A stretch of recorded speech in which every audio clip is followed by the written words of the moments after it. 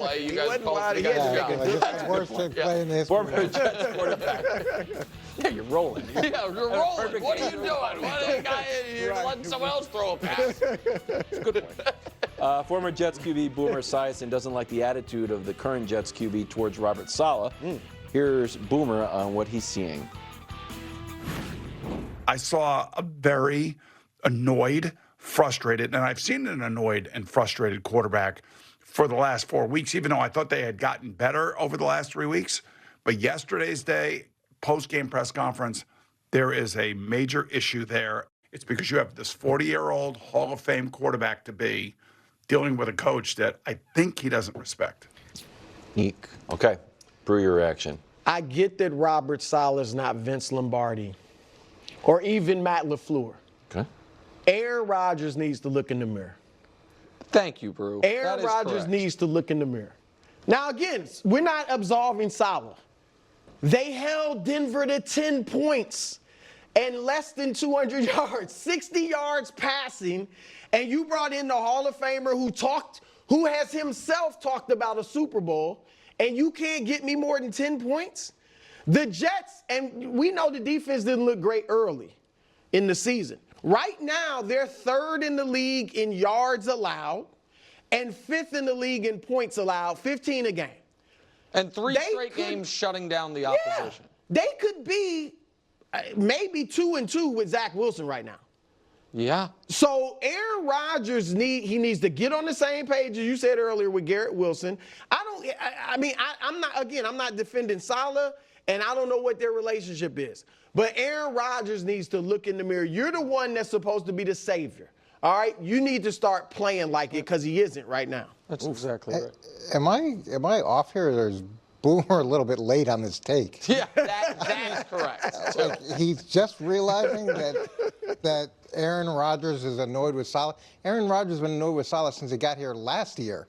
I mean, this is ongoing, and he takes every opportunity to take a shot at the guy, and that's well established. In terms of last game, I don't know if they'd be 2-2 with Zach or not, but with the situation last game, they couldn't stay on side, so they couldn't use the cadence. He was sacked 5 times. There were a lot of things that went into it. He has a lot of responsibility for that as well. I think some of the frustration lies in, he's got a defensive head coach. I don't know how fluent Saleh is in the offense and how well he understands it. And when they talk about problems, Aaron's talking one language and Saleh's talking a totally different language. And I'm sure that has a level of frustration for Aaron, who already has a very small level of patience for people in general. So I don't know that I agree with you, Coach, that he's felt this way towards Saleh for over a year. Well, it's close. Well, I think I can tell you the date. I think it's when Robert Saleh stepped at that podium and said this absence is unexcused. Yeah. Because I think Rodgers easily could have had Saleh gone going into this year. Well, that's what I was as a prerequisite of him coming back. You know what I mean? So now maybe he didn't respect him, but he liked to coach. He thought he could control whatever it is. What I will say is, man, bravo. Bravo to Aaron Rodgers here. Oh. This is just a case study in perfect, intentional or otherwise, media manipulation. I've never seen a game where a Hall of Fame quarterback saviors team loses when the other team scores 10 points. Right. And the narrative afterwards is about everything other than the fact that the quarterback played terribly. Like, I've never seen it. How about we mentioned Zach Wilson. Let's take the entire Zach Wilson and Sam Darnold tenures combined. The Jets lost one game where their defense allowed 10 points or fewer. One game. It was your Patriots, that stupid punt return game, 10-3. Hey, that's it. You don't lose games like this. Right. So Rodgers now has as many losses as a Jets quarterback where the defense plays great as Darnold and Zach Wilson combined. That's pretty good. Listen, and I'm one of the biggest critics of Bobby Saleh, but this one ain't on him. The defense saved him against the Titans, or Will Levis, saved him, whatever. Blanked the Patriots and played great against the Broncos. And so you guys are saying they could be 2-2 with Zach Wilson. They might be 3-1. Like, I don't He's a defensive I'm coach. I'm not Right. the Aaron Rodgers defender, but when you do give up 5 sacks, which has happened very rarely in Aaron Rodgers' career, especially over the last 5 years, and guys can't stay on sides when you're trying to mix in the cadence, which is a huge weapon. Look, The line was a problem, Everybody no doubt. takes some accountability here. They didn't run the ball very effectively either. Yeah. So it was layers upon layers, which is problematic. All right. If this was Brady in Tampa Bay, I felt like Brady got most, and maybe he wanted most of the, let's say, responsibility for getting things fixed. That wasn't all just passed off to the coaching staff. If there was false starts, Brady's like, I would have to get that cleaned up. Right. Is that? Am I misremembering that? Yeah, you're talking both Hall of Fame quarterbacks, but totally different attitude towards the team. Tom is the type of guy where it didn't matter who came into the locker room. He's welcoming in the locker room. He's getting to know guys. He's trying to bring people together. It's a different formula where that aloofness and For sure, but your point is correct in this regard. And I'll use Coach's words. I know we got to go. When we're talking about Caleb Williams, the first thing Coach Fairley is talking about with rookie quarterbacks is the operation.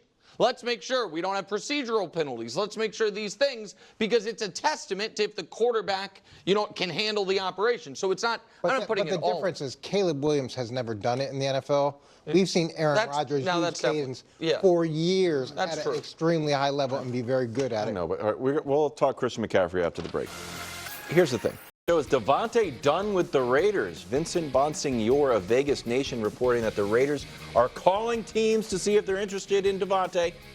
This after an Instagram post about him playing his last game in a Raiders uniform appeared to be liked by his head coach Antonio Pierce. Wait, say that again? Yeah, that happened. He liked the post, which I'm sure was immediately cleared up, right? Not so much. Here's Kay Adams and Devontae. Yeah, I haven't heard from him. I haven't talked to him. So I haven't. I don't know. I don't really know exactly what that was about. I'm surprised by that. I would think he'd hit. That's okay. Well, I would think he'd. I mean, you work together every day, so if that, I would say, oh shoot, I accidentally hit that. I unliked it. Now it's this huge story.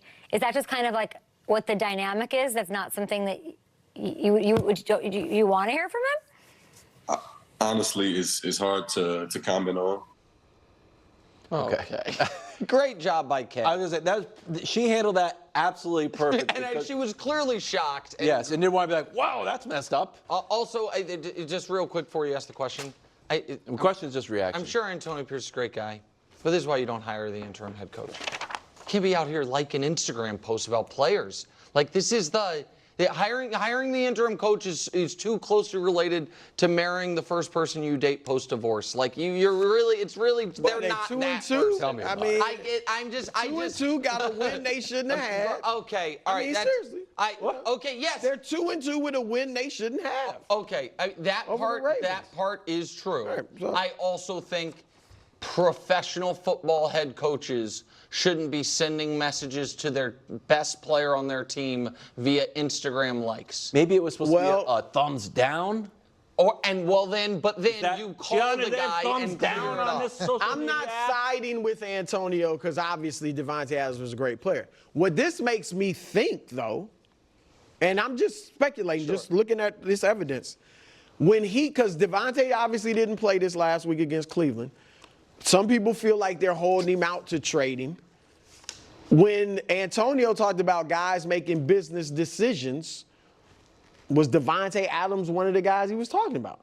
Devontae had 40 yards receiving that game, 9 targets, only 4 catches. I'm not saying he was. Maybe. I'm just like Everybody thought putting it was 2 Jack and 2 together. Jones because of that one video, but Yeah. that makes that. I mean, I don't understand why else this would happen and he would even fool around with liking something like that. Hasn't Antonio talked about guys standing up and guys taking accountability and guys being responsible for the things that they do? So if this is one of those situations where you're not happy with Devontae, then stand up, say something about it, talk to the player I like that directly. post. That whole I didn't know what Kay's question was. Are you shocked that he was on Instagram liking posts? Like, is that the original question? No, the question was or like, the fact, have you guys spoken? Yeah, well, I'm shocked by the whole progression of you're That liking you're even doing Instagram posts like that happened.